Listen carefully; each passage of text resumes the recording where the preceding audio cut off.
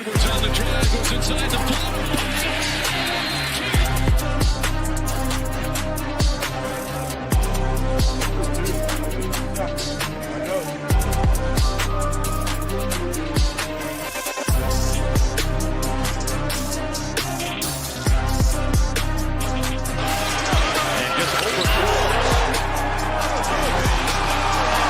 turn him over again. Booker scoops it up. Booker brings the boom. NBA Hardwood shows back live again. Two-man booth here with my guy Draft Cheat, as my boy Big T just left us. Didn't even know what happened. Just poof, gone, and we got DC in the wings, ready to go. DC tapped you in and did the reliever stat for Big T here. Appreciate you hopping on with me. Yeah, I was going to call him Tony for some reason. Me and Big T did switch up the show. So he was on yesterday. I'm on today. And, man, a lot to talk about. A fun, of course, 7-game slate today? It's pretty good for a Tuesday night, but also – Never mind. There he is. I didn't realize. I thought DC was on for Big T. I got that mixed up. I literally thought you pulled the bullpen real quick, Big T. No. Get DC on here. So DC just wanted to come on because he really wanted to talk the Luka trade. I think that's what happened. I thought he wanted to come on and talk about Mangone still sleeping on a sleeping bag on the ground with his buddies, staring eye to eye in a sleeping bag on the carpet. I thought that's only Mangone DC would have ladies in the house, whoever, and he's lying on a mattress, right? He's looking eye to eye with them, but he's really looking at his computer, checking out DFS stats as opposed to trying to get with the lady. I got to pause you for a second. What are you talking about, ladies in Mangone's house? Is this confirmed? We didn't confirm if it was ladies or dudes yet, but somebody was in the house. So, did this happen on the show? He admitted to sleeping on the ground in a sleeping bag still? Watching movies on the ground with the TV on the ground also. They had sleeping bags, watching a movie. With multiple guests. I'll call them guests, Big T. The key part, though, is I said, were you watching like on your back or were you laying forward on your stomach looking at the TV? He said, no, I was laying sideways. I said, well, were they laying forward or backwards towards you? I wanted to get the whole dynamic of what was going on the carpet.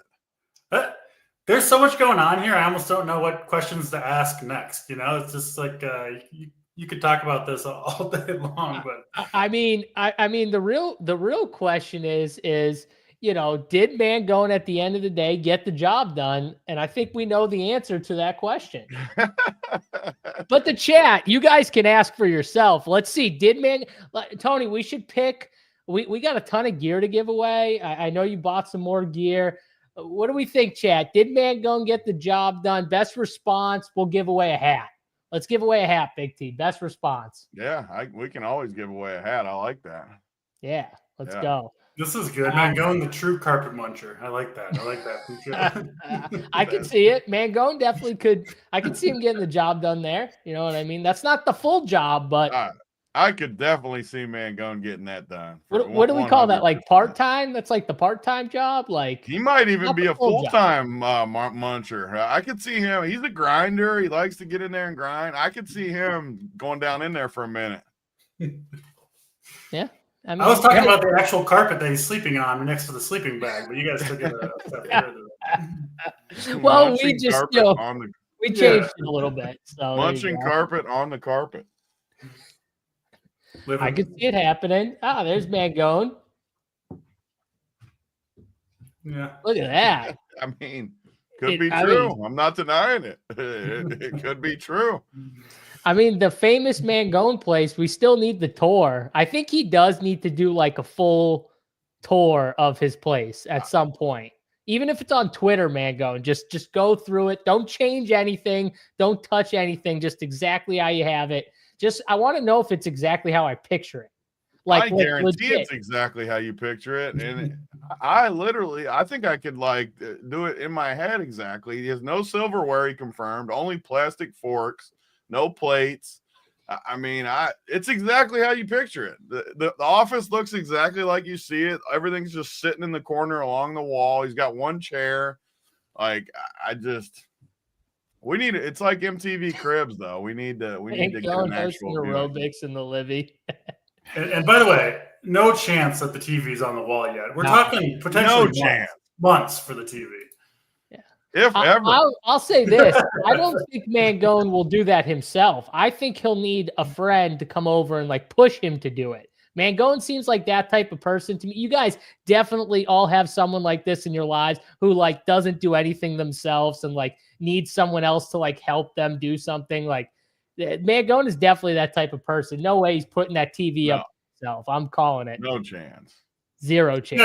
He's got to hire someone for that shit. I'd go help him, but me and Mangone putting that TV up, there's like a 70% chance that TV's like on the floor, broken in the first 10 minutes. So it can't be me.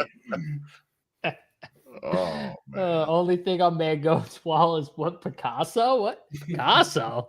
Okay. I don't think anything's on his wall. Legit, nothing. I think it's completely naked. Yeah, it's completely naked, his wall. How old is this dude? How old do you think, Ian? How old? What guesses?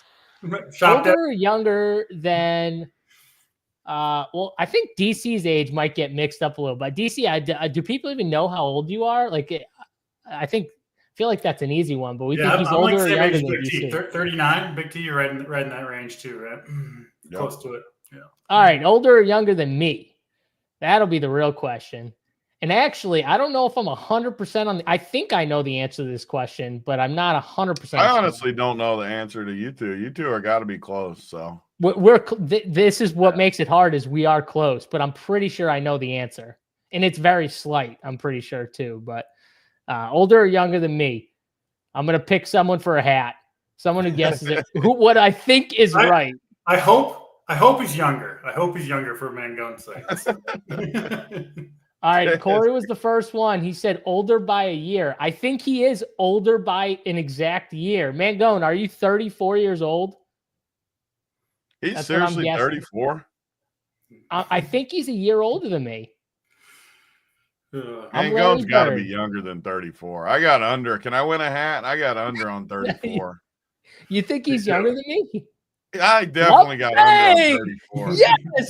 Yes, I knew it. Yes, Corey Holt, you win a hat too because you knew it. Just turned 34 in December. That's right, Mangone. I knew that. You know why I knew that? Because he told me this a long time ago, and I was stunned that he was older than me. This was like years ago, and I was stunned. Genuinely can't. I still don't believe he's 34. He can't be 34. He's 34 with a bad haircut. You make fun of my haircut all the time. Not a haircut. You can't even call it a haircut. He hasn't got a haircut in a year. Speaking of surprising ages, remember Holden? Wasn't he like 58 years old or some shit? Like just like super old. Yeah, that was crazy. What's younger than all of us? Crazy. That was bizarre. He looks older, younger than who? He doesn't look younger than you. He looks 58 to me. He dyes his hair. DC, to be fair, you look kind of young. Yeah, DC looks young to me. That's why I think DC people wouldn't have got your age to me. I would guess DC high 30s. Would you? All those years of drinking keep you young, apparently. That's how it works. Ron Lake said 5'7" versus 5'4". Damn you, right. Ron Lake. Which one? Damn you. Oh God. No, DC, honestly, I'd put you mid-30s. Like if I'd put you close to me and Mangone, to be honest with you. That's he what I definitely looked guessed. Younger when he took his shirt off playing basketball and was chiseled. That's what I'm saying. Like he saying those days are coming back that much. No way he looks Big T's age. I'll say that. Oh, there we go. Yeah, you like that, huh? You're the old guy. Bring it in. I had to slide that in. I feel old anyway, so throw it in there on me. Hey, listen, you got to do what you got to do. So, all right, Corey Holt, you got to DM Big T, Big T your info, and he'll get your hat sent over, or Amber will actually do it, but Big T will get it, to her to get it done. So, bang, hat given out. Big T, we're going to be giving away a lot of stuff too this week, right? We got shows tomorrow, showdown show tomorrow for NFL.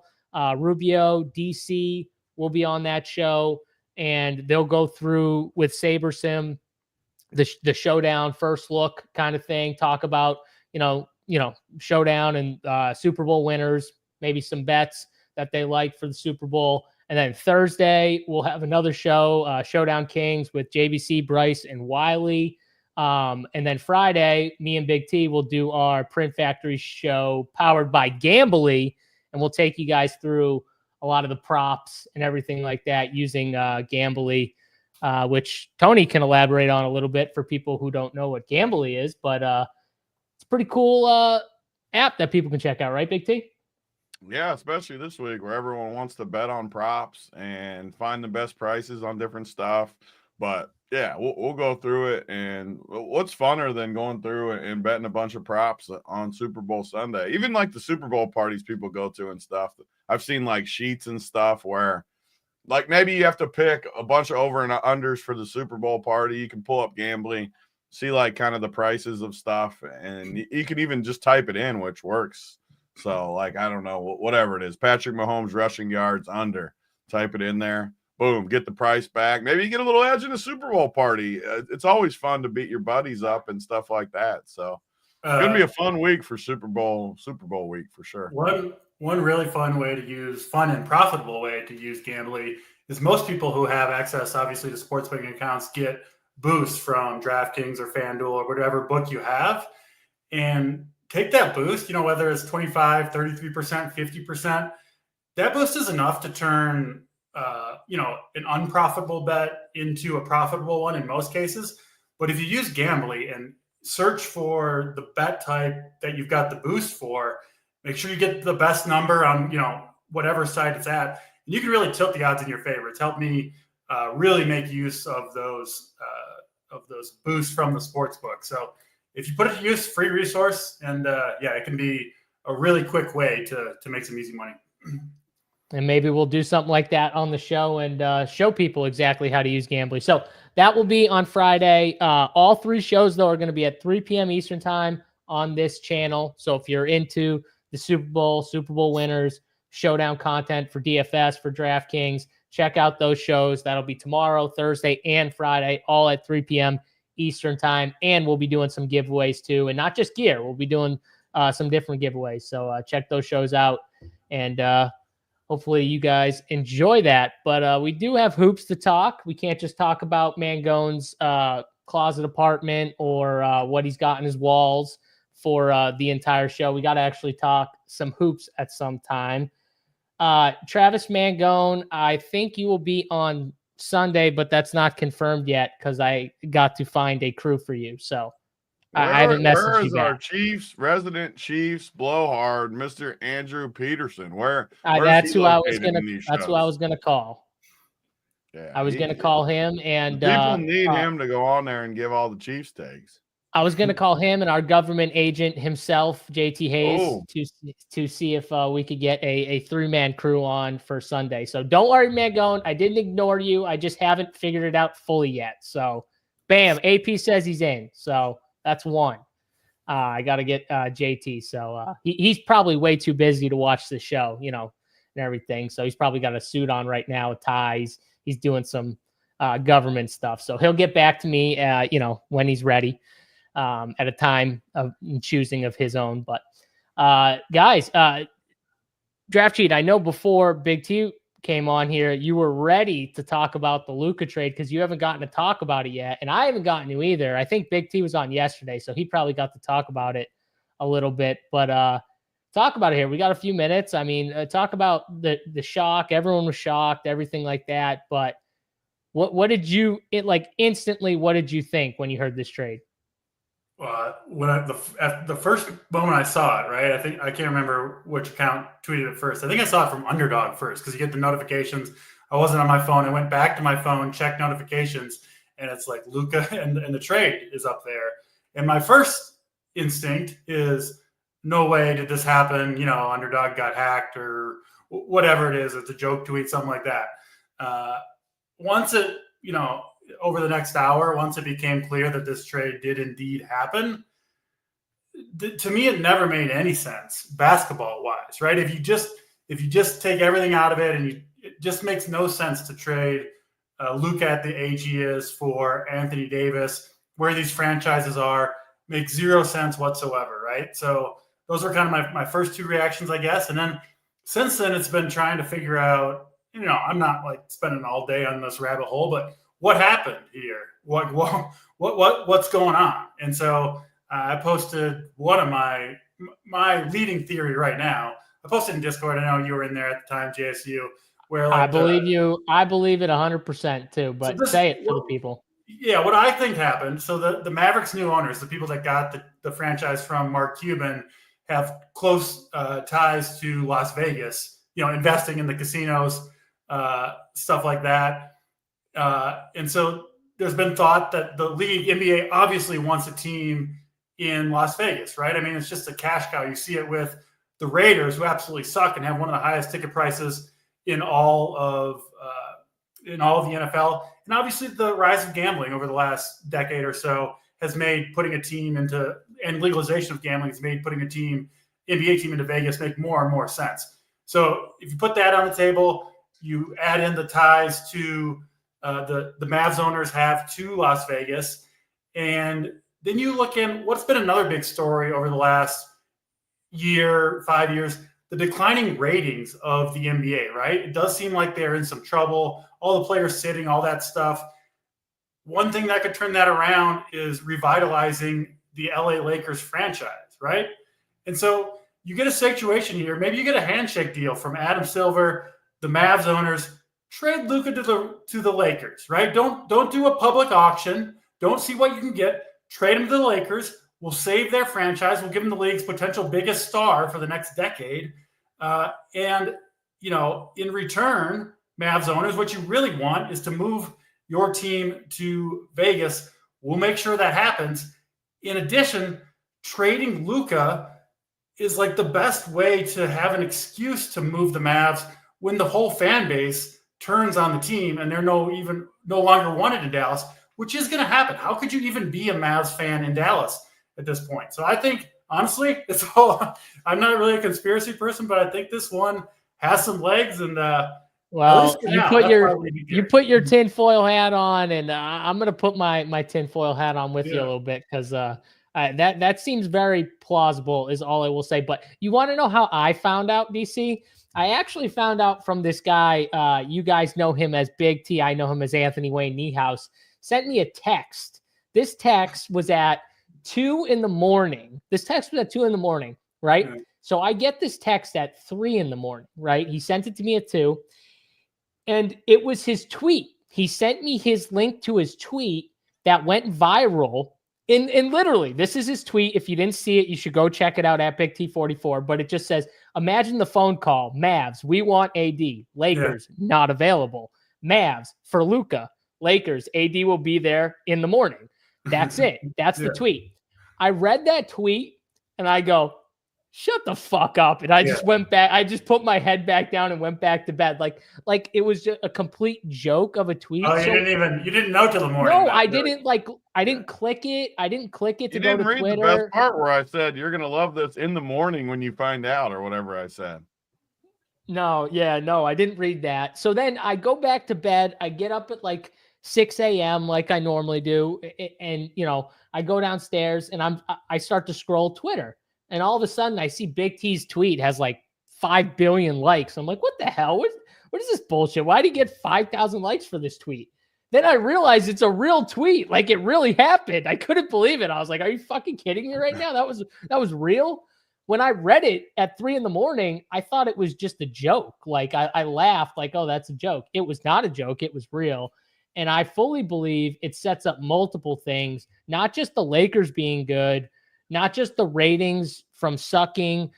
It sets up a Boston Lakers potential finals, potential is what I'm saying. And on top of it, the ratings, like DC said, what a better time than ever for the NBA for this to happen than fucking Super Bowl week.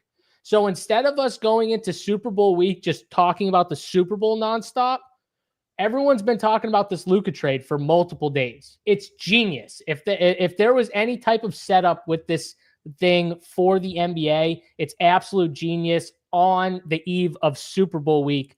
It's so smart. So do you guys think there's like less hype for this Super Bowl than it seems like people are not, I don't know, jacked up as normally as they would be for part of that though? I think I obviously live in my own little bubble a little bit, but by choice for the most part, but like, I feel like all the political shit and then this Luka trade has hijacked the sports stories. And like the two of those things combined, I think have kind of, and also I fully believe it's the Luka. I fully believe Luka hijacked. I also think, JT, that people like are sick of the Chiefs for sure. People are sick of the Chiefs if you're not a fan. Yeah. If people don't, It's still people don't football really like though, the DC. Eagles either, so I don't know. Yeah. It's still football though. Like I don't know. Like Yeah. I whack up the Super Bowl logo. You got the NFL hat on, just straight up NFL. To be honest, I hate K. Reed's Eagles, but I love K. Reed. As much as I hate to hate on his team, I do love K. Reed. He's very funny. Makes me laugh too. Very, very funny. He's got Saquon posters all over his ceiling, and he just admits it. He's like, yeah, bro, I wake up, whack off to it a couple times, you know, and ready to go. So I respect it. Like, you got to respect that. But Tony, you've been quiet. I think I told you that, how I didn't think your tweet was real. I laughed and went back to bed. Well, I think I told you that next day, but I'm assuming that tweet's still rolling maybe a little bit just because of how much buzz. It finally slowed down a little today. I was hoping for my first one to ever hit 10 million views, but I only got to like 9 million. Plus like 400,000. It was insane how much it took off. And a bunch of people like shared it on Instagram and stuff too, which helped, where usually people like steal it. There was a few people that stole it, but everyone like tagged me on Instagram. So I was getting like people on Instagram, which I actually don't want. I'm happy keeping Instagram and like Facebook for more family, different stuff. And Twitter, like Twitter, Facebook, Instagram, different sectors of Big T. I'll say Twitter's your business. The other ones are more family type. More like family stuff on that stuff. But yeah, if you want pictures of Big T's kids or something like that with them, like that's on Facebook. That's not on Twitter. But I agree with a lot of the stuff you guys said, though. I do think, like, I truly believe Dallas thinks they made a good deal. I don't think that part's a conspiracy. Like, that GM might be an idiot, but I truly think he wanted Anthony Davis. Like, I think he loves Anthony You can Davis. think he won Anthony Davis all you want. You don't think that floating it out to just a couple other teams to see, like, how many draft picks could I get? But I don't think they wanted draft picks. I think he wanted Anthony Davis. That's my point. That's like my angle on it. I think when he said that, I don't agree with it that it's equal, but I agree that if he wanted Anthony Davis, which he truly did, I think he got a good deal if he wanted him. I don't agree with the value. You don't think that he could have gotten like a star-ish type player? No, I'm just asking you. You don't think he could have gotten if you want a big that can play like that, I've always said Anthony Davis guard Jokic as good as anybody. If you want a big that can guard and play offense, I don't think there's another one out there. Who is there? I don't want that. What's funny is he doesn't want to guard Jokic. That's the funniest part from what you just said. That's a whole side topic. I'm not saying that. I'm saying though. I don't think there's one out there though. Like who's out there? There isn't one. So the Dallas has made another trade. They traded Grimes to the Philadelphia for Martin. Caleb Martin.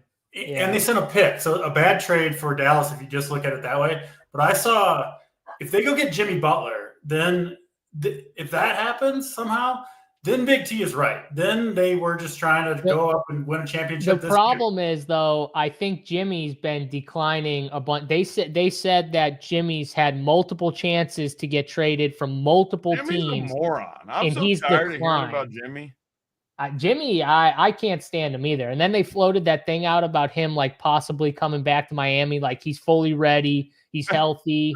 And I'm like, no, like that would be the worst thing ever if he went. I know what they're doing, but he wants to go to Phoenix. Get him though, I agree. If they didn't have to give up like anything crazy and they got him, then they would. I mean, the trade short term. He's not going there though. He won't go there though. He doesn't want to go there. He wants to go to Phoenix. He's maneuvering to try and go to Phoenix for some reason. So bad, anyways. I have no idea. Is he like Is he best friends with and Durant aren't going to win anything. They're like, that's a disaster. by the way, they're floating Durant being traded like multiple places. That's another They're thing. a disaster. The Suns are Yeah. a disaster. They need to trade those guys. Honestly, though, one cool. I like trade season if there's a lot of trades. Yeah. Luka getting traded. Now the wheels are in motion for like every team that weren't there. Well, because DC, if Luka can get traded, then anybody can get traded. That's what I'm at saying. That point. That's what I'm saying. Like, it is crazy. Seriously, like who's untradeable in the NBA right now? I mean, Wemby? There's no way Jokic is getting traded, but if he did, I would not. I agree with DC. I would not be a fan anymore. I would immediately ban myself. Well, actually, that's a good comparison, though. So that is pretty much what Mavs fans are going through right now. Jokic, those are like the comparisons. There's no way Wemby. I'm not trading definitely Wemby. Isn't getting traded. No, I also traded for anybody. I also wouldn't trade Ant. Ant's not getting traded. Me. Yeah. No, that's just me. I mean, but this is the point, though. A week ago, you'd be like, Luka isn't getting traded. He's on that list with them. Like 100%. Ant's interview was amazing too, where he was like, "Just tell me if I'm out." Like it was an amazing interview. Dude, Ant gives the best interviews. Ant is the man. Like I'm glad I was first on the Ant train before anyone because he is the ahead best. of DC on his own team. I think so. I don't know. Maybe DC was with me the whole time. It's his own squad. What? That dude is how so early were good. you on the Ant train? Yeah, I don't know. About that. Way early. I mean, way early. Before his first NBA game, because he was the number one. I don't know about. I was calling he was the number one pick. I was calling him the best player in the NBA last year, all year. So I mean, I don't know. I'll admit it. I said Booker that one series, and that was one of my worst takes. You dropped me to the floor when you said Booker. I mean, and ever since then, like I've just have hated Booker too. Maybe it's because of that, but Booker sucks. I hate Booker. SGA, I'm probably not trading SGA. Like SGA definitely isn't getting traded. I'll say that. Like there's no way. It's getting traded there's before what, SGA 5-6 guys. Traded. So there's like 5-6 guys that we think are untouchable, but then all of a sudden, SGA, there's literally no way. Who's the guy though? Wemby. Let's just say rhetorical. We're playing the rhetorical game. San Antonio calls any of these teams and says Wemby for Giannis. I think the Bucks trade him. Yeah.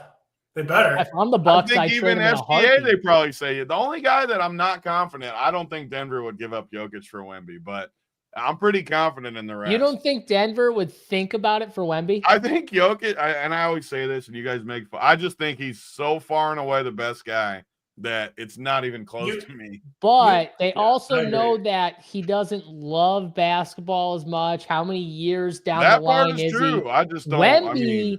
Wemby, one thing I'm pretty confident about is the dude loves basketball, loves to play it. He's super young. I mean, hasn't touched his ceiling at all. You can make the case Jokic he's going to be the best for sure in 2-3 years for sure, if he stays healthy for sure. But if the Nuggets made that trade, they would take a significant hit right now of their title odds. Significant hit. Yes. So they're not going to do that. Would they take a significant hit from the fan base? I think they would as well. You think so? Jokic really? Jokic is Jokic, man. Like Jokic is. This is stupid, anyways, because they're both. I know, but I'm just saying, you don't think Wemby would at least make you guys feel a little better? It would hurt my feelings, and I love Wemby. Wow, that's crazy. I mean, they would be significantly worse this year, significantly worse in the next couple of years. Well, we saw the Mavs, their odds went from, I think it was 20-1 to 40 or 35-1 when the trade happened. So their odds you can't give up Luka. You can't do that. You literally gave up the guy that brought you to the finals last year. Yeah. You can't give up these top guys. You just can't. And we can play the rhetorical game Giannis for this guy. Those are they're all the top. And Anthony Davis is great, but he's not in that list. No. And he's he's broke anyways. He's almost and he's done. 7 years older or 6 years older on top of it. 6 years older with how many more injury issues? I thought it was hilarious that what they gave us was Luka's fat and out of shape. And it's well, what is Anthony Davis? Because Anthony Davis goes to the locker room all the time with injuries and everything like that. What are we doing here? And then they just came out today and saying Luka might play on Saturday. Oh, So this they dude was awoke a sleeping giant now too. He's going to be better than ever because they pissed him off. I heard he just bought a $15 million house in Dallas. I don't know. You never know what's true anymore because I think that's baiting true. you into it. But I think that's true. I think he was buying a house. So that is just he's going to be pissed, and he's actually going to get in shape, and it's going to be. I mean, it's crazy. I don't know, when he walked off the plane, Tony, I didn't see 270. No, he looked. I didn't see 270. It's the same thing they said about Jokic, though. He's still big. Like, it's just that's their body type. Yeah, people don't realize Luka's like 6'8", 6'9". Like, he's massive. He's not a small guy. He's so good. You can't guard him because he just bangs off you. Yeah, no, for sure. I agree. I agree with you too. Skinny, he wouldn't be near as good as he is. No. I agree with you, though. I think they awoke a sleeping giant. I think he's getting ready. Yeah. Okay, he's going to come out posting like massive It's scores. not going to go good for Dallas. That much I'm confident in. DFS, it's going to go great because I'm going to play Luka every single game because he is going to crush. Like, and the low-key part is I think they still maybe could trade LeBron, but this helps LeBron. LeBron's always needed a number one with him so he can coast a little more.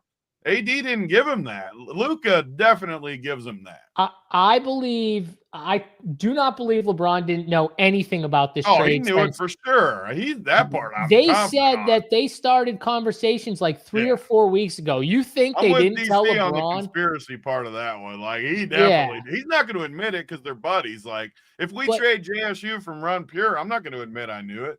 Yeah, exactly.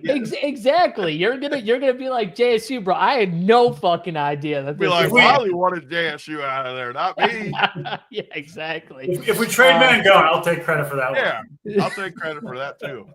I'll say Mangone. I had no idea. I had no idea, Mangone. But to your point, though, I think that's 100% why LeBron was maybe a little mad at AD. I think he thought he could coast more with AD. Yeah. And he realized the last year and a half he really couldn't. And that, made him say, like, hey, listen, if we can get a superstar for Anthony Davis, do it. No star wants to play with Luka now. Okay. No star wants to play with him. Okay. Do you see PJ Washington's in shambles right now? That dude was ready to cry at what his about like these interview. Centers that rim run every time. They don't want to play with him. I mean, if I'm Jackson Hayes, I'm stoked that Luka Doncic is coming to LA. I guarantee pretty much everybody wants to play with Luka. Like, the only person that wouldn't want to is just guys that need a ton of the ball, which you could say LeBron, but LeBron's always been unselfish. He wants to take a backseat a little bit. Well, I think too, LeBron can adapt. LeBron's he wants to adapt. He's 40 years old. Well, listen, I'll give LeBron whenever I can say anything bad about him. But the one thing I know for a fact about LeBron is he's one of the smartest basketball minds in the game, like still playing, like knowledge wise. So he will know. Everyone's like, he can't play without the ball. Yeah, he can. Like, what? Easily. He can play without the ball. Yeah, I think he wants to. He's older. He doesn't want to carry the weight. Yeah. And trust me, Luka, he can carry them in some spots where LeBron's like, hey, bro, I'm taking a back seat. Like, Luka can put the team on his back and carry them for a stretch. So it'll be fine. What are you going to do there? So LeBron's still averaging 25 at 40. Yeah, it's insane. It's insane. I don't know what LeBron does for his body, but I'll tell you right now, if Luka actually has issues with conditioning, LeBron's going to be like, come here, buddy. I'm going to show you the secret. He's got all the cheating stuff LeBron can do, all those doctors and the cheating stuff he does. That's what I'm saying. Luka's going to all of a sudden be chiseled. Dude, if Luka becomes like the Hulk, he's going to be unstoppable. Like, it's going to be crazy. You guys are acting like Luka didn't know he shouldn't be eating cheeseburgers every meal. Like, he didn't have the information before or some shit. Like, I don't think it was a information problem with Luka's conditioning. But all right, that's it. I draw the line. I just drew the line in the sand. We can talk about Bron, but Bronny does not get discussed with Luka. He might learn something maybe from Luka, but no, we're not going there with Bronny. He's got to earn it. Stay in the G League. Earn it a little bit and then come back maybe at the end of the year, but can't do Bronny. 2 hour show. Yeah, we're on pace right now. BG3. We're on pace. We're about to start talking the slate. We're ready to go. Tony, I know Fox isn't on the slate, but I saw you love the Fox trade. I think it's a perfect match with Wemby. It's literally like the exact type of player that fits with someone like Wemby. It's going to like open up every driving lane because Wemby he likes to be on the outside. Fox is going to be able to get to the hole easy. It's like an absolute perfect match. So I don't know if there was anything else, but I assume that was kind of your take with the Fox Wemby pairing. Oh yeah. Yep. Yeah. All right. Well, with that, we can get to the actual slate. There we go. DraftKings. We do have the late games on. I don't know why they went back to adding the late games on the main slate. Big T. They were rolling for a little bit with cutting these games off, but we got 7. I think it's a 7-game slate here. 2 10 o'clock games, and then the rest of the games lock at 7, 7:30, and 8. So could have had a nice 5-gamer, but do you all have a website for the hats? I'll give my dude a shout out because he makes the hats for like Dion. He made a bunch of Dion's hats at Colorado too, but it's called Crafted Tees out of Westminster. Did they make this hat? Yeah, they make all those. Like he makes a ton of awesome hats. He does all the Run Pure ones now, and it's a good price too. So I'll give him a shout out. I mean, I'll have the Run Pure ones, different ones, but if you want non-Run Pure ones, they'll put whatever on the hats for you, the same hats. So Crafted Tees out of Westminster, Colorado. bang, there you go. Giving the gear guy a shout. I like the hats he gives. So yeah. All right. First game here on the slate. Unless Big T wants to keep talking about the hats a little bit. Big T, you want to show off? That one AP's wearing, DC's wearing. I like that hat. Yeah, I like the white one too. That's my favorite. The white one's my favorite. A lot of people like the white one. I actually like the black one he's got. I like that one. You like the black one better? Yeah. The only thing I don't like is how Wiley ripped the cord off the one. How do you take the cord off? That's what makes it look good. Cord on. Come on now, Wiley. That's what makes it unique too. Right. I don't know why you ripped the cord off. Yeah. Come on, Wiley. You're better than that. Come on, Prez. All right. First game here on the slate. We got Dallas and Philly, and we did get news dropping. Joel Embiid is kindly, going to grace us with his presence on the basketball court for the first time in I don't know how long. I'm sure he'll play one game, and then he'll need a week of rest before he plays another game. But we will get Joel Embiid for this game here against Dallas in Philly. Philly's actually been playing really good too. I don't know if you guys watched that game against Boston a couple days. I think it was Sunday.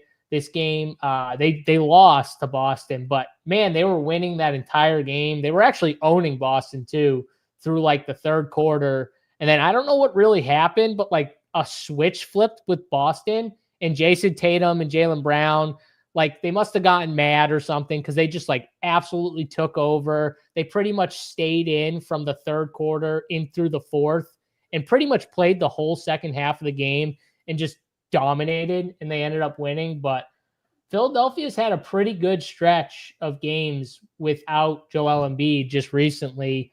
Tyrese Maxey's been amazing. I know this probably hurts his usage maybe a little bit with Joel back, but no Paul George. And still the same guys out for Philly, that they've been missing. Obviously, Martin getting traded. Eric Gordon, I don't know if we got news on Eric Gordon because if he was out, Ricky Council got a pretty nice role starting last game, played 35 minutes against Boston and was pretty damn good against a tough matchup like Boston. But that's the Philly side. And the Dallas side, you got no PJ Washington, still no Lively. Quentin Grimes got traded. So, obviously AD still out. So you got some open spots there too. DC, what are you doing with this game here? Yeah, so Philly has already announced Yabusele also going to start. So he'll be at the 4, Embiid at the 5, obviously, which I assume would push out Council. Yeah. So for Philadelphia, pretty simple. I mean, Embiid, there's no way I'm paying the $9,600 for him on this slate. On somewhat of a minutes restriction. And I think everyone else on Philly that you would consider playing is too expensive now too, because Embiid, when he's in there, he's like the ultimate ball hog. Like every single possession is him starts, at the elbow or whatever. He holds the ball. He often ends up taking like a, isolated, unassisted fadeaway 15-footer. Like it's ugly to watch, and it's really ugly for players that are on his team. Gobbles up a lot of rebounds, all that stuff. So I think Philly, especially as the first game of the night and the only game that starts at 7 Eastern time, I think they're off the table for me. I'm not going to play Philly. Obviously, if you're playing 150, sure, you can mix in Maxey or an Oubre if you want to. But even then, I would be low on those guys. I do think Dallas is the more interesting side here. Obviously, made the big trade with Luka. Anthony Davis, not going to play yet. Lively also out, and so is Dwight Powell and PJ Washington. So you get a situation here where Dallas really down to the bare bones, kind of at the big man spots, right? Specifically center. I mean, Gafford, I don't love the matchup with Embiid, but I mean, he could be out there close to 40 minutes in this game if it's a close game for Dallas. I think he's still interesting at 7,200. Depending on who starts for Dallas at the 4, I think it'll be Najee Marshall, 4,600 for him. Could potentially play 32 plus minutes. I think he's okay. If it's Prosper, he's a little bit interesting. He's had a few good games recently. And then I do think Kyrie is a fine play. But, it's most of the Dallas big men in this game. And then I think if you want to throw in Kyrie in there, I don't think it's the craziest play, but probably not where I'm going myself today. Yeah, I just saw this too. Joel Embiid expected to play around 30 minutes. So he will have a slight minutes restriction, I guess, here. But Big T, what are you doing here with this Philly news? Yabu going to the 4, Embiid back. It's got to hurt, Kelly Oubre and Tyrese Maxey a little bit with the usage. Yeah, you guys said it very good, where this team's been playing good basketball, but a lot of it has been just these guys have more opportunity. Like Maxey, I mean, I love Maxey. We all love Maxey. But now he's up to 10K, 9,900. Embiid back. Even if Embiid's only playing high 20s, low 30s minutes, even no matter what, he's just going to soak in some of that, where Maxey's just going to be overpriced. So I can't go there. Oubre, same thing. All these guys slide down a big tier, and it just brings them out of play. I'm just looking at the prices. I just don't see any of it. And it's been, as much as I've enjoyed how good Jokic has been, I've enjoyed how bad Embiid has been just as much, I think. It's like the opposite arc of the MVP, and I just have enjoyed every second of watching it. From the time he tripped over it on Christmas, the rope, everything about it's been amazing to watch. So I've enjoyed that. I just don't see how you can play these Philly guys, especially when it's the early game, especially when there's 2 10 o'clock games, where just having those games on the slate, I want to wait, especially with the teams they are. There's just no reason to go to Philly. The Dallas side's a little different. I mean, Gafford is expensive now. I could be I was definitely going to play him before Embiid was ruled in. I was on 1,000,000% going to play him. With Embiid in, I could at least be talked into not playing him now, just because his price is crazy high, but they just don't have that many guys. I mean, this other dude, I've heard of a lot of college guys. I've never heard of Kyler Kelly or whatever this dude's name is. He was actually decent, Tony. I watched him play last game. He was actually decent. Yeah, he's one I don't, with Wiley's game where he says what college, I have no idea where he went though. And I don't know. It probably is smart just to fade it. It's the only 7 o'clock game. Gafford is a good play. I definitely think a good play, but I don't play 150 in basketball. I kind of like the idea of just waiting or playing like I think DC brought it up, Najee Marshall at 4,600. I like that price point for them not having that many bigs. I'm looking at the big list. They just don't have that many bigs with the way the roster is constructed. So I think Najee Marshall would be a sneaky guy I'd be on. But I don't like a ton here. I'm definitely fine sitting out and waiting for more news. I don't think you're going to regret any plays in this game. Yeah, this is the only guy I was going to bring up was Exum. He did play a lot in the first half. Obviously, that game was a complete blowout. He did start in that game. I could only play him though if he was in the starting lineup. Like if he's in the starting lineup at 3,500, then I think he might be in play. But we got to put context to this. He played that 15 minutes knowing that those guys weren't going to probably play much in the second half because they were getting destroyed. And like their whole starting unit was out. So just throwing a little context behind it. But I don't think it's a terrible play. I mean, he's very cheap. So I agree. The only like player I would consider outside of him would be like the Daniel Gafford play. And I just don't, as much as I hate Embiid and I've never liked Embiid, and I feel like me and Tony have always been Embiid haters. Even though I think Tony Philly fans are kind of like starting to get there with Embiid. Philly fans hate him now. I think everyone hates Embiid. It's gotten to the Ben Simmons effect from when like everyone started to hate Ben Simmons, like at a certain I'm confident. point. I bet less than 10% for sure of Philly fans even like him. What would you like? Like, what would you feel good about right now with Embiid? Nothing. I think people are pissed that he can't be on the court like ever because his knees. Can they even trade that contract now? Like, does anybody? I don't think they could. I mean, who would? I'm sure there's someone out there that would, but I can't imagine. Then they should do it. Get Embiid off the team and take what you can get. Seriously, how can that dude play another year? How? Like, he's not going to. It's unfortunate because it happens because the dude falls on the ground 48 times a night. Like that wears on your big 7'2" body. Yeah. You mean every time he shoots the ball and then he just falls like every single time? Jokic literally never. I watch every Jokic game. The dude never falls. And Embiid falls every time. He doesn't. So the reason why Embiid's constantly falling is because he's trying to draw whistles constantly. He's trying to draw fouls, right? He's trying to embellish, fade away, fall down. Oh, I got hit, flop.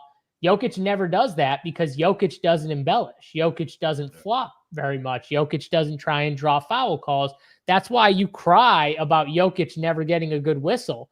But it's his fault. It drives me nuts that he doesn't flop. But it's his fault that he doesn't get the whistle, though. Yeah. So I hate that you complain about it because it's literally his fault.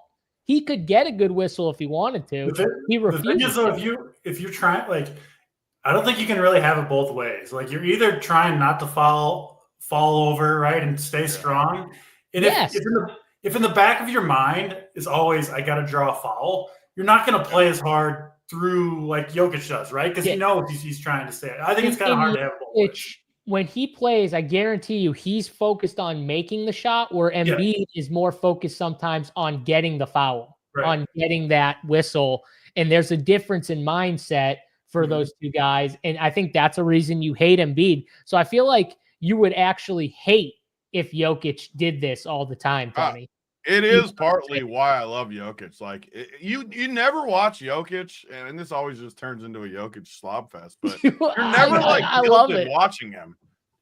He's so good that like if he ever has a turnover, like just a normal turnover where like he throws a pass, goes out, you're like, he just turned the ball over. What happened? Like that's how good he is. You just can't believe it when he makes a bad play.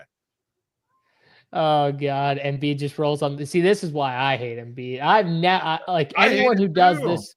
Anyone who does this type of stuff, I can never be a fan of. People are going to turn on SGA too, because SGA is a major foul baiter, with everything.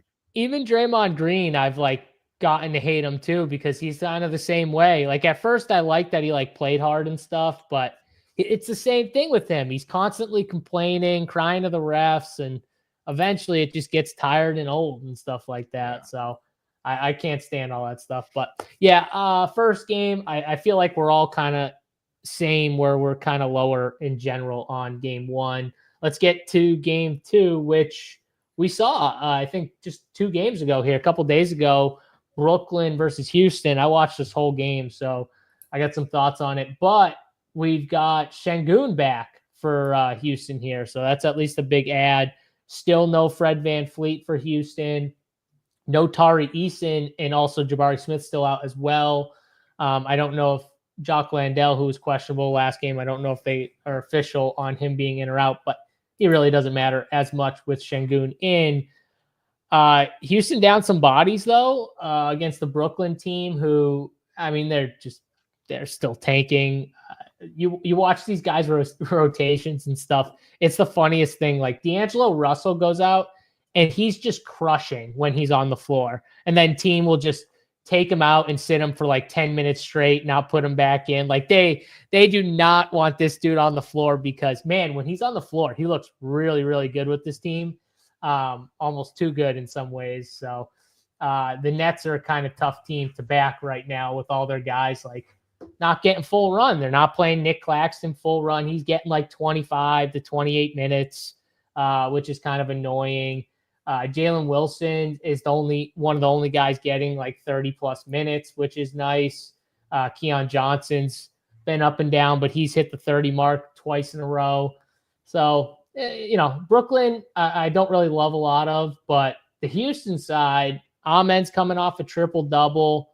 I don't really love it on the back end of a back-to-back with Amen Thompson. So, I mean, but Jalen Green, I keep playing. I think I have a Jalen Green problem. Tony, I forget who your problem is, the guy that Dyson Daniels. I think Jalen Green last night, baby, because he came through for me last night. What do you have, 10 steals or whatever? He put a big boy number up for me on the other side. I thought of you instantly when I saw him just I had him too. Luckily, he was my last guy in. I figured you had him, but I built my perfect FanDuel team. I thought of you too. That's funny that we thought, because I built my perfect team and the last guy just landed perfect on Dyson. Isn't it the best? Isn't it best when it lands on the guy, like your guy? Like you're not like, plugging him in. I hadn't thought of him all day either because of his price, but then it was like, is it really the worst thing if I play him tonight? And I was like, okay, let's just play him. I'll tell you, on FanDuel, it's never the worst thing to play him because his stock upside is insane. So he always has a chance, even when you feel he's overpriced. Definitely. But DC, what are we doing here with Houston? I mean, Şengün's back, but they still got a bunch of guys out, so it's got to help them a little bit. Yeah. So starting with the Brooklyn side, I mean, I haven't played Russell the last couple times, but he is a guy. If Brooklyn was like actually trying to win games, I'll be playing a lot of D'Angelo Russell until the price came up. But Jesse nailed it. I mean, he'll be playing well, putting up fantasy points, playing too well, and get pulled and just sit on the bench forever. And it's super frustrating because you felt like you made a good pick because he's putting up a lot of fantasy points per minute. The team's playing well, and he just loses the minutes. So I don't really want players on my roster who the team itself doesn't really want to play well, right? That just doesn't make a ton of sense. So I'm going to be off of Brooklyn here. And honestly, outside of extreme scenarios with them, I'm going to try to stay pretty low on Brooklyn throughout the rest of the season, outside of maybe when they get down to like the true 8 guys and somebody has to play. That could be a little different. But for tonight, off of Brooklyn. Houston side, I think, is pretty interesting. Thompson had the triple-double last game. No coincidence that happened on the game Fred VanVleet missed. So they moved Thompson to the point. I don't know if you watched that game, JSU, but like he was the point guard. Watching the game backs it up. The numbers back it up. He had 11 as actual assists, but he had like 15 or 16 potential. He had 21 drives in that game, so getting to the cup with regularity. Now, Şengün was also out, right? So that is going to take away from Thompson a little bit, but he is going to be the main man here, I think, and run the show for Houston, which, I mean, going up against Brooklyn, right, who doesn't have a lot of rim protection, I think Amen Thompson kind of going to get whatever he wants, right? I know his offensive game is limited, but I think he can thrive in that point guard role. So I still think he's a good play. I think Şengün is fine. Obviously, the matchup is there. And then I think Jalen Green. I kind of think it's the big 3 for Houston that you're looking at here. My preferred of the 3 is Amen Thompson. I would put Jalen Green second and Şengün third. And I don't know if I want to play them together, right? I kind of think if 2 of those guys are going off, I could see this game blowing out pretty early. So probably limited to 1, Amen being my favorite of the bunch. But I do think all 3 guys have good games. And then, yeah, like I said, I'm off Brooklyn in this one. It's funny. In this matchup just 2 games ago, Amen struggled insanely, and Brooklyn ran this zone, which like a zone in the NBA, like this should never work for long stretches of time. Zone should be used for like a quick, just to change it up, throw a team off. It should never work for as long as like it worked for the entire first half, I felt like, and they used it a little in the second half. Amen couldn't shoot. They left him wide open, and he just couldn't make a shot, and it frustrated his game a ton. And like Houston couldn't shoot at all. I do think Şengün back will help if they try and do that zone again, because it'll give them a threat that they can get inside with too. They didn't really have that with Steven Adams. You know, he's just an offensive rebound threat, but he's not like a scoring threat. Şengün at least can play make and stuff like that. So I think it will help if they try and go to that zone again. But I will say that it was concerning watching Amen just like he didn't know what to do with that zone because he couldn't make one shot. It was just frustrating the shit out of him. But Tony, and it stops the drives, right, DC? He wants the drive. Like that's what the zone's going to slow down. So Tony, yeah. I would just anticipate the Rockets being ready for it this time, and probably won't work the second time around. It might. Yeah, I was just saying it more because if I'm Brooklyn, I stay in that zone. Sure. I would just stay in that damn zone and make him shoot. But Tony, what are you doing with Houston and Brooklyn? Yeah, I think you guys bring up good points. Like D'Angelo Russell, Keon Johnson, Zaire Williams. Those guys look like good plays, but why do we want to play a team that clearly is okay losing games? Houston is one of the better teams in the West, on the rise. It just feels like a clear-cut combination. Did Houston they won last night, right? No, Jalen Brunson beat them. Oh, he hit the game. Yeah, I knew it was close. I couldn't remember who won until you just said it. It was a great game. I feel like Houston just lays the wood tonight to this team, and I just can't go to – I like Keon Johnson a little bit just because the game's D'Angelo sat a while. Keon looks like he got a little extended run, but do I really want to pay $5K for that? I don't need that. And then the Houston side, I just don't love the prices. I do agree with you guys. I mean, Amen, Şengün, Jalen Green, I think these guys have upside. I do. I just like other spots more. So I think I'm going to stay off these early games for the most part, these two games at least, as we move our way up. I don't love it. Yeah, Şengün too, coming off an injury. I don't know if he's going to have any like minutes restrictions or anything. If they're going to play him like low 30s minutes or stuff like that, because I would like him in this spot a lot. Like I think he would actually be my favorite if I had to pick one guy. So if you guys had to pick like one Houston guy, who would be your favorite? DC, Big T. I like Thompson the best.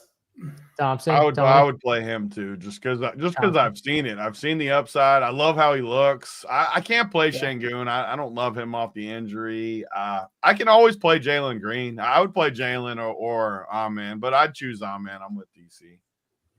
All right, let's go. I just hate taking guys off 60 burgers, but especially young guys. And I do agree with the zone comment too. If I was playing against Houston, I would like a zone too, and just focus on guarding Jalen Green. Just he can space it, but Amen's not going to beat you with that. So that's what they did too. They pushed up on the two front guys, which was where Jalen Green was, and they kind of left the corners, which is where Amen kind of sat. They left them open. You know what I mean? So you take away the two shooters, that's it was easy. So we'll see if it happens tonight. Let's go to Boston and Cleveland. Normally, when you hear Boston and Cleveland, it kind of just sounds like a spot where you're like, fully healthy Boston.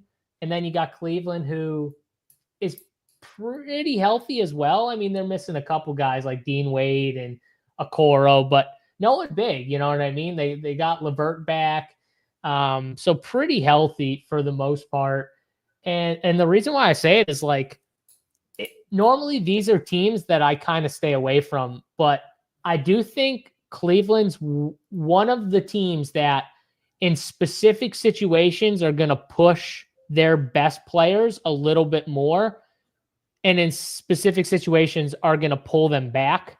And I think this is one of those games where they let them go a little bit and they push them a little bit more. So like Donovan Mitchell, if you look at his minutes throughout the year, they've been very cautious with him a lot. In very few spots have they let him play 36, 37 minutes in tight spots. Well, one of them, or against this Boston team, he has. He's averaged 37 and a half minutes. And you can see it in some of the bigger games like OKC against Cleveland. They kind of ran him out a little bit more. So my theory is pretty much when Cleveland plays one of the top tier NBA teams, they kind of go for it and push the minutes a little bit. And when they're not, they rein them in and they only play, they play like maybe 4 or 5 minutes less, which doesn't sound like a lot, but for DFS, that does actually make a difference here. So I kind of like this game. I think this is a good game. I think Boston kind of pushes it too, going up against a top tier team in Cleveland. And we might see the stars shine a little bit with like Donnie and Tatum here. So I kind of like the studs, but Big T, I'll throw this one to you here. Do you like Boston and Cleveland? Yeah, I think this game actually is pretty sneaky on this slate. I don't know if it's sneaky. It's a shorter slate, and there's not like any. But I mean, it's I 7 think, games. I think it's going to be sneaky. But I mean, there's some weird games on this slate too that don't stick Sure. out. I think this game's a great game, though. You got the two best teams in the East. Cleveland's played them tough. Donnie Mitchell has played them very good over his history in Cleveland. And it's just got the makings of a game where you could see these guys play a little extended to kind of show each other. Going into the All-Star break, what's that, in 2 weeks now? You're going into the All-Star break. You kind of want to show, hey, we've been here. We're the champs. Cleveland's like, well, we're here this year. A little bit of a test here to go into the All-Star game. And I think it's the perfect slate for it too, just because there's just not a ton on the slate that, at least me personally, sticks out. Like yesterday, we had all kinds of plays I liked. This slate, there's not like anything that is that good to me. So I think we can go here. I love Donnie Mitchell at 8,600. You got Darius Garland's been awesome all year. I wouldn't play him and Mitchell, but I want one of those two guys. I think one of those two guys plays good. And similar with the bigs, like I would never play Mobley and Allen really together, but I think one of those guys, even Mobley, no one's going to play Mobley at 8K. It's just a bad price. But on this slate, I don't totally hate going to 2 or 3 of these guys. And then you still have Karis LeVert is super cheap. I like his matchup here against a team like Boston. I just think Cleveland plays very good at home. They got a super high team total. They're going to play good. I love it. I love this spot for Cleveland. And if Cleveland plays good, you have to like some Boston pieces because they're the type of team that doesn't play a ton of guys. I mean, look at their roster. Derek White, 6,100. Drew Holiday is insanely cheap at 4,600. Even though I don't like Drew Holiday that much in the regular season, this is a big game for Boston. At least I view it as a big game for Boston. And he's 4,600. That is a crazy price point for him. That's so cheap. That's a price point where if he gets you high 20s, you're pretty happy with Drew Holiday. So, and then you got obviously Tatum. Porzingis has been good. I love this game. I think this is a game you can play a couple pieces from each team and just hope that it shoots out a little bit. And I think it will. So I'm high on this game. Yeah, All-Star break next week. This game's also the TNT game, the early 7:30 TNT game. So a little bit more that it's the nationally televised game. Just throwing it out there. The two best teams in the East right now, Cleveland and Boston. So I mean, it's definitely a pretty big game for these two teams. DC, do you agree with us that there's a lot of plays here, or do you not like it as much? No, I'm with you guys, especially on the Cleveland side. I mean, if you're trying to come up with every single element that would lead to guys like Mitchell and Mobley, I think are the two that I'm looking at most closely to get their minutes ceiling. All of them are in play here, against the defending champs, at home, on national television, not on a back-to-back, don't play tomorrow, have actually blown out teams in 4 straight games where Mitchell's averaged like 28 minutes per game in those 4. He's rested right now. So you have every single element that you'd want other than, Cleveland's not particularly shorthanded right now, but that doesn't matter that much for Mitchell, right? Because he's the star. And so you're looking at, it doesn't matter like if the backups are out or not. You're trying to get your 40 minutes today, which I think you got a pretty good chance to get it. I think Mobley is the other guy whose minutes they do want to be cautious with, right? Throughout the regular season. I mean, he's a bigger dude. You understand why. But now he's rested. He hasn't played a ton of minutes. It would make sense for him to play, into the upper 30s here. Garland, I think you could push his minutes too. So I really do like the Cleveland side. I think the Boston guys are totally fine. I think picking between them obviously is a little bit tough. You never know who to go with. I think I would lean Tatum, just going to the true superstar. But yeah, little game stack here works. This is the highest total of the night by a good margin, sitting at 238, 1 or 2 point spread. Could be close. Could easily get an overtime game and get all the stars with an extra 5 minutes as well. So yeah, really, really good game here, especially if we get quite a bit of cheaper value, right? Because obviously most of the pieces you want to play in this game do come with pretty expensive price tags. So you need value from other games to really make it work. Yeah, I'm with you guys. Cleveland does play tomorrow, but that game's in Detroit. So I could see a little bit of push the guys today, and then maybe we see a couple guys pop up questionable, for tomorrow's game. You're not going to worry about that game tomorrow. They tonight, play right? in Detroit. Yeah, this game. Bet Detroit tomorrow for sure. No matter what happens tonight, bet Detroit tomorrow. Yeah, absolutely.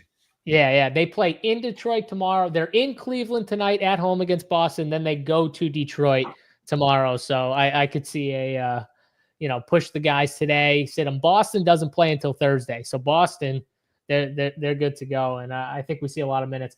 I will say, I think I like Porzingis maybe a little bit more than I didn't really hear much from you guys about Porzingis. He's been really good.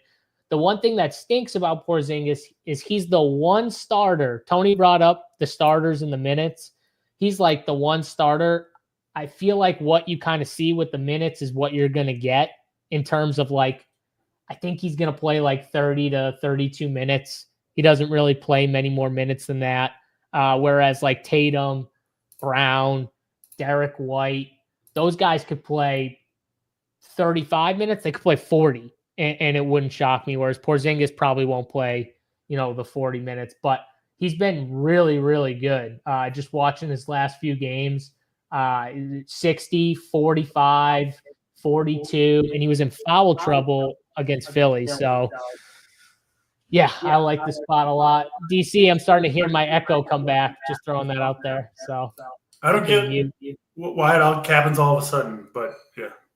It's around the same time too. It's the craziest thing ever. Now it's gone. That echo is gone now. And now it's here. Yeah. So if I mute, it goes away. I don't know why, but I'll do it. Yeah. Whatever. Yeah. Sorry. I don't understand it at all. It's a bad matchup for me. I agree that he's good, but I don't love the matchup at 7,100. Yeah, but I don't think he's going to be owned. I think he's got massive upside, and I don't think he's going to be owned. I was doing the slate builder. If you haven't checked it out, the old slate builder, me, JSU, Mangone, different people on the weekends too. We put up a bunch of cores. If you like that kind of thing, I love the slate builder at the site. But doing it and putting up some of the Saber Sim builds and stuff, Porzingis does hit a decent amount of those builds. So Saber Sim could be onto something with you. Yeah. I mean, I'd rank them Tatum, KP, then Derek White. If you make me rank he even gets called KP. I like that. Yeah, you gotta give him a nickname when he's playing this good. You gotta give him a nickname. So if he starts to suck, I'll take the nickname away. But if he keeps playing this good, I'll keep it up. So, all right, that's that game. We all like that one. Let's go to New York. In Toronto, RJ Barrett coming in with a concussion. I don't know when that happened, but he's going to be out for this game. And from the Toronto side, outside of him, you got Quickly, who's been on a minutes limit the last two games, playing 15 and 17 minutes. I assume he's going to be still on some type of minutes limit. I haven't seen anything regarding it, though, so maybe I'm wrong. Maybe there's been an update. Bruce Brown, he's still listed as questionable, I think. I would be careful with people like him in general, because we know Bruce Brown is the guy that even if he's in, he is in too. That just popped up 9 minutes ago. So Bruce Brown in, Chris Boucher out for Toronto. But even if he's in, guys, I know he's a guy that teams are probably asking for in trades. Like that's the one thing that scares me with Bruce Brown is it's nice that RJ's out. I think that helps him, but I am a little afraid just because of the trade deadline coming up on Thursday. But Tony, you want to talk about that real any fear of a guy like Bruce Brown, like playing him on a slate? We've seen guys mid slate like be like done. You know what I mean? Like get the trade and be done. So I've played Bruce a bunch. Brucey B, I'll give him his nickname, Brucey B. I played Brucey B a bunch the last couple weeks. I agree though, and I don't love the price in this spot. I don't love that they have all these other guys available: Oche, Grady, Dick. I mean, they got even Walter. A lot of these like similar position guys are in there too. So I agree. I don't really think you need to go there tonight. The flip side is though, sometimes they could showcase him, but I don't think they need to with him. Everybody's seen him. They know what he can do. That part isn't needed as much. So I do think there's value in this game though. And it's definitely from the Toronto side. Well, actually Nick's side too, but I'm looking at the Toronto side where it's a slate where there's not a ton of like just clear cut cheap guys like we've seen the past few slates. But I mean, some of these guys like this Walter at 3,200, I think he plays a decent amount. Kelly Olynyk, I think gets decent run too at 3,300. Again, the value isn't clear cut as other slates. So I'm not saying these guys are going to get you 30 or something, but I think they could get you 20 or something like that. Oche too. I think he's a bum. I hate him, but he's 3,400 and I mean, he's projected for 20 fantasy points and he's going to play. So I think you can go there. Grady Dick, super cheap. I like the Toronto pieces a decent amount in this spot. And then I always like the Knicks. Toronto's been the team I've picked on, I think, the most all year. I just always play guys against Toronto. And now you get one of our favorite teams minutes-wise against Toronto. So I have to like these Knicks pieces. And Brunson coming off the monster game, I don't know if I kind of agree with JSU. I don't like playing guys off the just monster nights because it's hard to go. Unless you're just a top stud, it's tough to go back-to-back with those type of games. But you do have clear-cut spots like Precious and Chewy. I think his price is up, but I think he's a great play against Toronto. Toronto just gets crushed by guys like this. I think it's a good spot. Deuce McBride. And then, like I said, with value, I think you can go to Campaign on a back-to-back. He's $3K minimum. I feel like Toronto's a good spot for a guy like Campaign where Jalen Brunson just had the big game, back-to-back in Toronto, and you could possibly see a blowout. I'm not saying it will. But a lot of angles bring Campaign into play for me. Even Saber Sim, some of the sims I run, pop him in there a few times. We always talk about, I don't ever mind playing a 3K guy that's going to play. And Campaign chucks. If he goes in there and makes a few shots, maybe he plays a little extra tonight on a back-to-back against Toronto. So I think this game's very good for values. Like if you want to play Donnie Mitchell and Tatum, I like popping a few of these values in this game in here. And the Knicks strike me as a team that could blow out Toronto too. So I like a lot of pieces in this game. Big T the Spaniard asked for the core plays, pretty much how do you use the core plays? Is it used just for one lineup? I mean, I don't know if you want to touch on it, but like the way I would use it multiple ways. Like the core plays, the good thing about them is, you can pop them on one team. Or you can just like bump their percentages or something. How I would do it, like on the sports that I don't know as much about, like we do every sport, obviously at Run Pure. If I'm playing tennis or something where I don't know as much, I'll look at the core plays and I'll just bump the percentages up of those guys, try to get more. And then that's how I would do it. But you can go either way. It's just our favorite plays. Me personally, and half the people or more, that's our main team. But some people that play 150 teams, it'll be their highest owned guys. Either way, though, on the site, if you go to the core plays, I don't think you can go wrong just by using it however you want, just as our favorite plays. That's what makes them the most popular part of the site. Yeah, exactly. It's kind of like, how do you play, first of all? Because like if you won 50, then you kind of play more like your highest exposure guys, or you want to be overweight on those guys. So you would just bump their projection. So you get overweight. Like I want to make sure I get overweight on Big T's favorite guy, Jokic, or DC's favorite guy, Amen, or whatever. Like, okay, I'm just going to bump their projections to make sure that I get over on them from the field. So, and then if you're just building one lineup, you could just put all 5 of those guys from Big T's core. You could just shove them right in the lineup and then build the last 3 spots. So, yeah, you can use it in different ways. It's kind of based on how you build, though, too. So, let's go to DC, New York, and Toronto. What are you doing here? Yeah, I think I'm a little lower on the Toronto value than maybe Big T is. I get it, though. Not a lot of clear-cut value. There is a lot of places to spend, however. And so it is, frankly, a lot of these slates, we have too much value and not enough places to spend.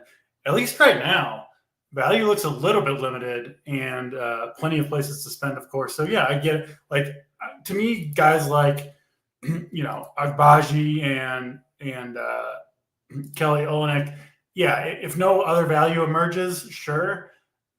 I'm kind of hoping not to play those guys, though. So I think they're fine as kind of last guys in. My favorite of the Toronto value is Grady Dick down at 4K, just because at least he can get hot from 3, right?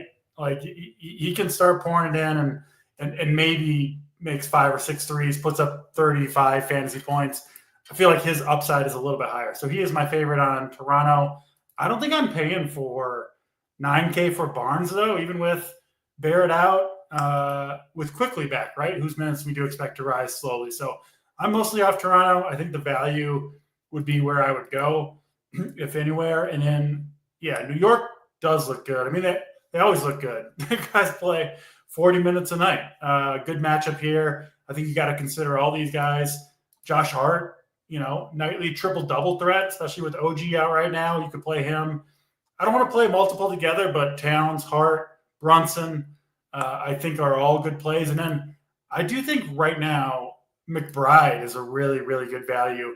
I mean, you're going to get 23 to 25 minutes out of him, like almost certainly. He's got upside just as a player. And then he's got tremendous minutes upside. If anything happens to Hart, Bridges, Brunson, whether it's foul trouble, injury, blowout, he's kind of the guy that could step in and take all those minutes, no matter who it is. So 3,700 for McBride, I think is a really safe value with quite a bit of upside as well. Whereas, like, if you look at Payne, I think the floor is really, really low, and the upside not as high either. So I'd spend the extra 700 to get up to McBride, who, cheap guy, but he is one of my favorites in this game. Yeah, I don't love the Toronto side either, DC. I think the one guy, maybe I could play some Kelly Olynyk with the shitty value that we have on this slate. I also think Jakob Poeltl's someone that's getting tossed around in trade talks.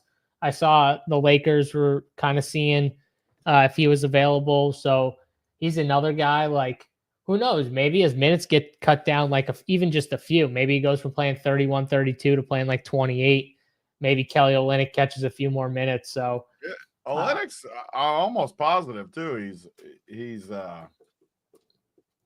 gonna get a boost like in the spots like you're talking about, where say Podol is being shopped a little bit and they're a little more conservative. It's got to go to Olynyk in that spot at that price. So I mean, yeah. Which he if you're to Toronto, me strikes me as a trade week. I would pop him up a little extra. I mean, if you're Toronto, outside of Scotty Barnes, who aren't you shopping? Like, if someone comes to you saying, "Hey, we want to try and get this guy," why aren't you entertaining at least? Podol would be a nice piece for the Lakers too. he would fit really good in there. Yeah, he'd fit in good. I mean, they could use any of those type of centers, like just anyone to kind of fill 28 minutes and stuff like that. And he's solid. The Knicks side, I think, is a little better.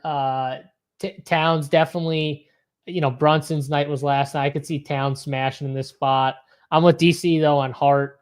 Hart's just one of those guys, like, even when he doesn't, like, project good, like, he just has that ultimate upside where any given night he can just give you the monster 50, 60 piece. So like, yeah, some games you're going to get a low score. The floor isn't amazing, but the upside, the ceiling is there for someone like Josh Hart. Big T's guy, what do you call him? A Chewy? My precious a Chewy, I think he called him. That is a great name. I might steal that and never call him a Chewa again. But a Chewy 5,700. I do agree. He probably could smash this team. I do think he's the type of guy that could have a big game against a team like Toronto. So it's the price tag that's just getting at me. But we don't have much value on this slate, and who knows if we will get value on this slate. So like guys like him might fit as like a last piece. So I don't want to rule him out. I can't play like the cheaper Knicks. Like I can't get the campaigns though. I get what Big T's saying. Like maybe this is a spot he gets more run, but it's the Knicks. Like they don't care if it's a back-to-back. Like they just play their guys. That's why we like the Knicks so much. They just always play their main guys. So I can't do it. That's Knicks and Toronto. We did get a little bit of news. Şengün just popped up game time decision. So we'll see on that if anything pops from there. But he is a game time decision for today. Hopefully he just plays, but that might open up some value if he's out. Let's go to Chicago and Miami here. This game's in Chicago. Obviously no Jimmy Butler. Duncan Robinson is probable. And then on the other side, you know, a few of these guys are out. You had the trade, obviously, but Chicago. But, you know, Chicago seems like one of those spots where you got all these guards. They all seem like they've got decent price tags. Josh Giddey, Kobe White, Ayo, Lonzo Ball's playing a little bit more. I mean, DC, can we pick out one of these guards, or are they all kind of similar in your eyes?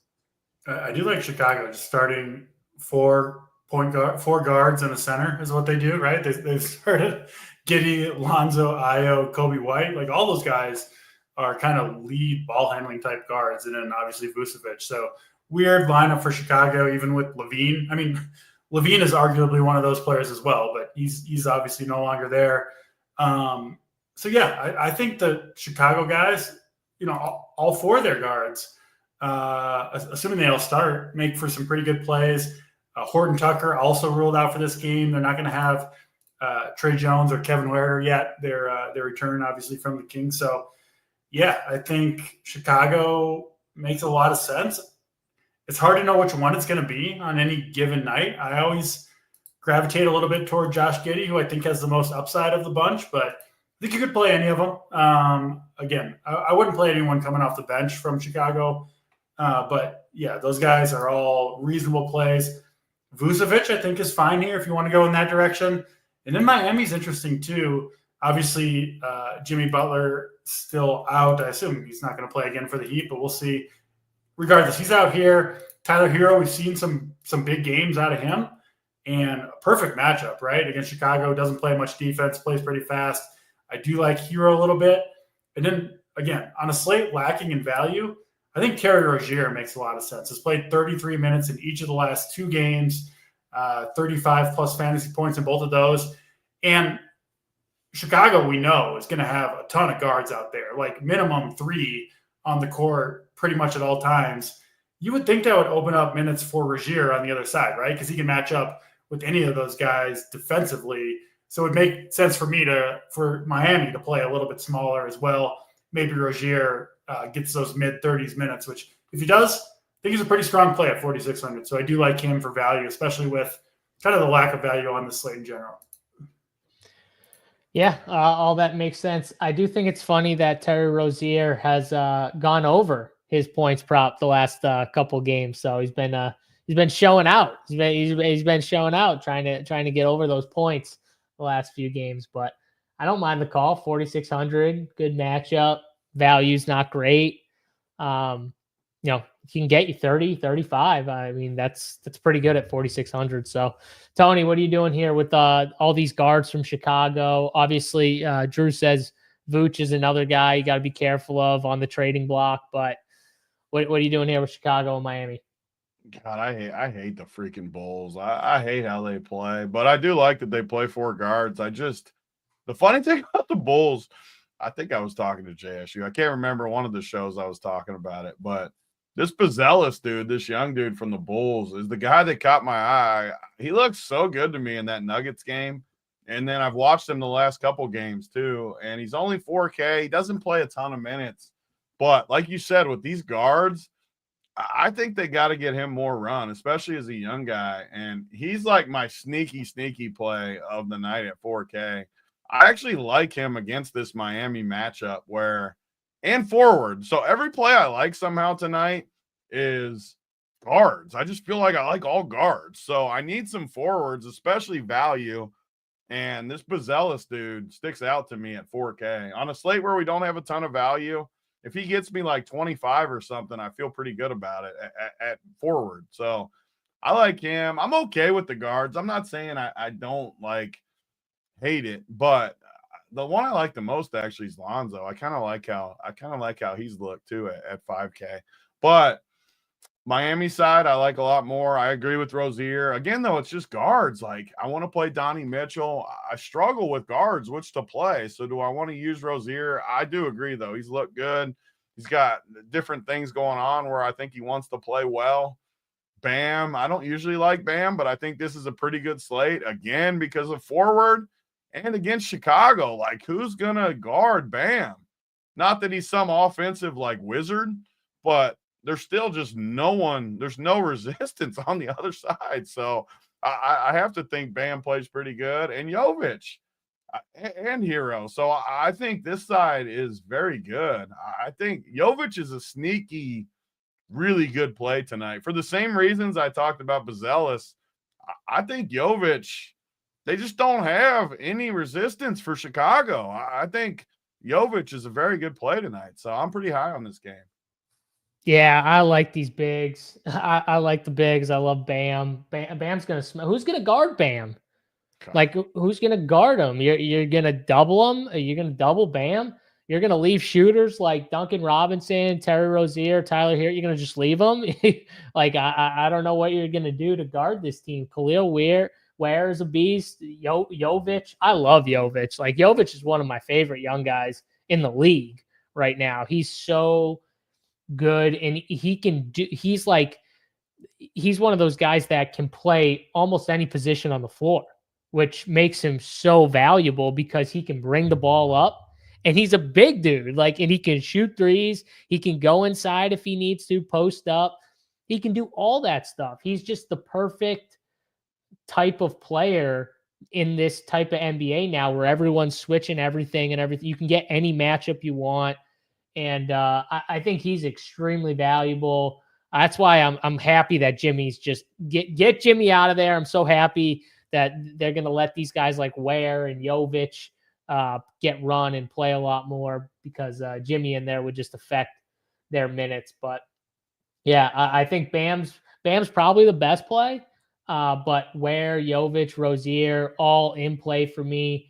And I like Tony's call on Buzelis, the young kid, because I do think with this being close to the trade, I think you're going to start to see more Bulls get traded eventually. And I think you're going to start to see his minutes start to tick up here going forward. Got to get this kid run. And, so I think he's in play. I think Josh Giddey's also in play for the Bulls. I think those are the two Bulls. Them two and Kobe White, all decent plays. I'm probably not going to play Vooch here. Io and Lonzo, I'm not going to play either. So yeah, I mean, it definitely seems like a lot of plays in this game. I do like how Terry Rozier has things, quote unquote, going on. So he might want to score a little bit more, but that was good. I like that one. So, and Landa, our guy, happy birthday. Tomorrow, it's his birthday tomorrow, I guess, Big T. So he says you can't celebrate just because you're old. I mean, I don't celebrate my birthday either, but lucky 44 though. Oh, it's true. You might have to celebrate, Landa, for the big 44 if that's your number. If you were a big old goofy white guy down low who played basketball, then maybe you do have to celebrate, if you didn't have the good numbers, like 3, the best number. I also wasn't a big dude down low playing poops. I was the little guy. So we had number like 3. Imagine having 44 or 3. It's like not even comparison. DC, what's a better number, 44 or 3? 44. Oh my God. You just ruined the whole thing. If you were number 3, they just know you have a small wiener. I knew you were going to say that. I literally knew you were going to say something about my wiener. I literally was waiting for it. Hey, we made it like 2 hours without damn it. I literally knew it was coming. Right when I said it, I was like, he's going to say something about my fucking wiener size. I was waiting for it. When people see number 3, you got to admit, that's what they think first. That's it. I need the wife podcast so my wife can defend me. No more of this slander. We need the wife podcast, Big T. Get Amber on, get her on board, getting the wife podcast going. I need defense here. My wife will defend me, but that's fine. Whatever. Let's go. Get a lot of audience. Your wife's talking about your wieners. This sounds like a Hey, listen. We said it. We said no question will be unanswered, right, Big T? No question will be unanswered. We said that. So we get the wife podcast going. They'll answer whatever. So I got nothing to hide. It'll all come out. All right.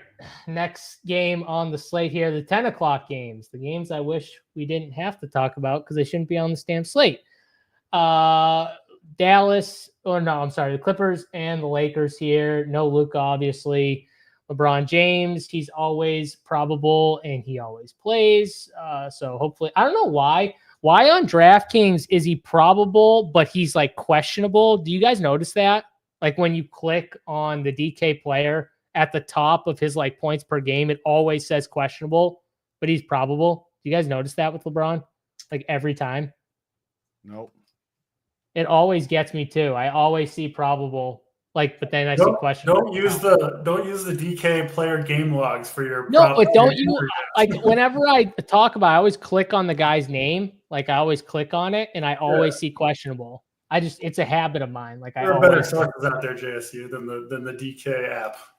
I'm just saying though, because I always have DraftKings open because I like to see their price tag, so I always click on the guy's name just to make it bigger so I can see it easier. I got you. Whatever, DC. Yeah, I won't use DraftKings as my main source of updating the news. But talk about this game here, DC. Anyone you like? Kawhi Leonard 7K, Zubac 7-4. Harden at 9-2. What are you seeing here with Clippers and Lakers? Yeah, JSU, sounds like you're like me, and I wouldn't be surprised if Big T was joining us and maybe kind of pretending these last 2 games aren't on the slate. Maybe we're good to go on those first 5. I kind of think most of the good plays, or the best plays rather, do come from those first few games. I do think LeBron. Right, he got his trade through. He gets Luka, gets AD out of there. I do kind of think he is going to have some big games here before Luka comes back. Right, just I don't know, not that he needs just to solidify his place on the team, but I could just see him getting a little surge of energy and want to with the big trade. So I think LeBron is fine. I don't think I'm going to anything else on the Lakers. I'm not playing Jackson Hayes, just don't trust the minutes. Reeves at 8,500. To me, that's too much. So I don't love the Lakers. And then the Clippers are, it's kind of getting full over there with the Clippers. Obviously, Harden needs the ball a ton. Powell has really emerged this year. Now you've got Kawhi creeping up to 30 minutes, Zubac. So I think the Clippers, when they're healthy, which they are right now, are kind of a tough team to play as well. So pretty low on this game overall. I do think my favorite play is Zubac. From the Clippers. I think he's the guy who is affected the least by them having 3 other decent scorers, right? And Leonard, Powell, and Harden. Zubac kind of does his own thing. Played 40 minutes last game. I mean, they're willing to give this guy pretty big minutes. And then without AD, right? If you look at the Lakers numbers against centers over the course of the year, pretty good. Different story when you take Anthony Davis off the court rather. So I do think Zubac should be in for a big game here, and what I expect to be a pretty close game as well. So he's my favorite play in this game by far. Yeah, Zubac been crushed. It is weird that all of a sudden this year he just got it was always the tilting thing with Zubac. He never played consistent minutes. And then all of a sudden this year he's just been getting consistent minutes and he's been crushing it all year. KJ Martin trade, I guess. Pending trade. I don't know where did he get traded to? I don't even know. I didn't see that stuff, but I just saw it pop up on UD. So wait for that trade. But Big T, any Zubac love? I know you kind of like Zubac and his role and everything like that. They do have Norman Powell back and obviously Kawhi's in, but what are you doing here? I agree with DC. I won't even waste time. I don't like this game. I mean, you can always do the game theory move where you save some spots for these last two. I like the next game a little bit, but I mean, I can just go into the next game too to bridge it in there if you want. I don't like the Lakers game, though. I always hate Kawhi. You can play LeBron. Obviously, if you play LeBron, I'm fine with it. I have no issue, but don't need it. The next game, though, the guy I think that's just a great play is Thomas Bryant, 3,200. I think whether Turner plays or not, I don't know if we've heard for sure. Either way, though, I love Thomas Bryant at 3,200 on a slate with no value. I think Turner probably sits again in Portland, but even if he plays, I don't think you're screwed with Thomas Bryant in there. I love him, man. He fits my build perfectly. I love him. And then Portland has a couple guys too, like Denny. We talk about him every show. I love him in this matchup versus a team like Indiana at home. He just does so much that he gives you upside. And then you got Ayton and Simons too that I think are pretty good plays. Again, I like the early plays more, but you can always game theory it up. And if you play 3 teams or something, save some spots late, maybe news breaks your way. That's how I feel about the last 2 games, though. Yeah, I don't like the first game, so I'll be easy with the Lakers game. But I'm with you on I really like the Portland, Indiana, especially the Portland side. Portland's been playing good. They're at home, back-to-back for these guys. But still, I mean, the price tags are just nice. I mean, like you got DeAndre Ayton at 6,500, Simons at 6,400. You talked about Denny.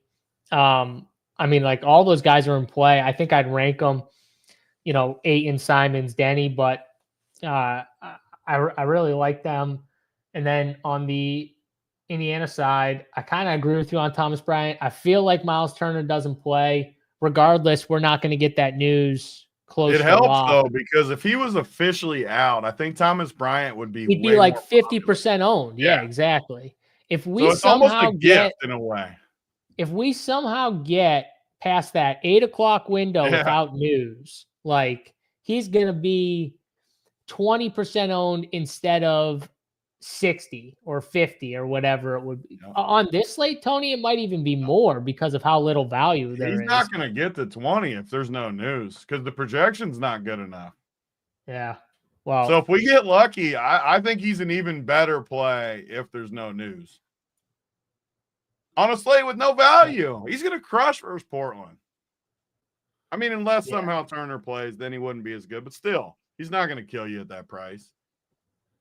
No, he's not going to kill you. He'll still get some run, so. I think he sits too, though. A back end in Portland, I think he sits. And trade conversation. They have been shopping him, or at least teams have been asking about him. Like, I'm with you. I'm with you 100%. So, and I do kind of like Halliburton's price tag at 8,500. I know it's a back-to-back for him, but I think he's not a terrible play either at that price tag. So, especially if Miles does sit. But those are all 7 games. We got it done in close to an hour 45. So not even breaking 2 hours. I mean, that's pretty damn good. I will say so myself.